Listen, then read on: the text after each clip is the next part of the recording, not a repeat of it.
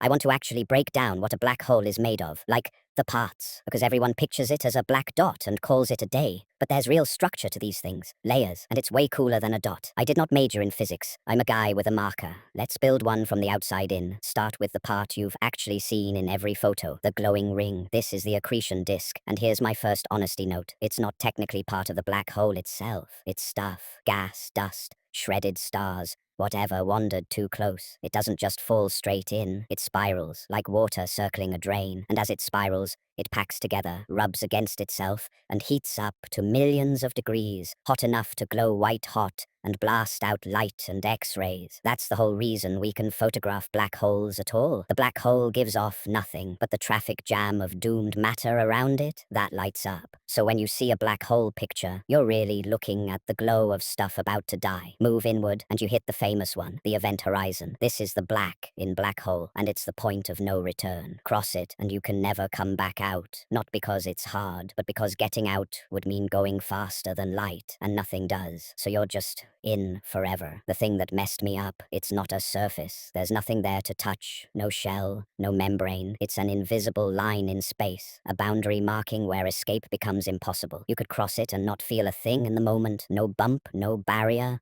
You'd just quietly pass the point where your fate is sealed. And that black circle in the famous photos, that's not the black hole object. That's the shadow of the event horizon printed against the glow behind it. Now, a weirder layer, just outside the horizon, the photon sphere. Here, gravity bends the path of light so hard that light itself gets caught in orbit. Photons circling the black hole like tiny moons before either falling in or escaping. Let that sink in, a place where light goes in circles. The brain-breaking consequence. If you somehow stood at the photon sphere and looked sideways, light could loop all the way around and come back. So you could, in principle, see the back of your own head. I do not have a follow-up to that. It's just true, and I've made peace with it. Bonus layer, because real black holes basically all spin. The ergosphere, a spinning black hole, doesn't just sit there. It drags space itself around with it, like a whirlpool dragging the water, or a spoon in honey. The ergosphere is the region where that dragging is so strong, you literally cannot stay still. No matter how hard you fire your engines, space is moving, so you move. You can still escape from here. It's outside the event horizon, but you cannot stand still. Fun bit I read. Because of how the energy works out here, you could actually steal energy from a spinning black hole in this zone. Physicists have a whole plan for it. That's a rabbit hole for another day. And finally, dead center, the part nobody understands. The singularity. The math says all the mass, an entire collapsed star, sometimes millions of suns, gets crushed down into a point that's infinitely small and infinitely dense. But here's the thing I had to learn. Infinite isn't a real answer. It's the sound our equations make when they break. When physics starts spitting out infinities, it's basically an error message that says, you've left the map. So the center of a black hole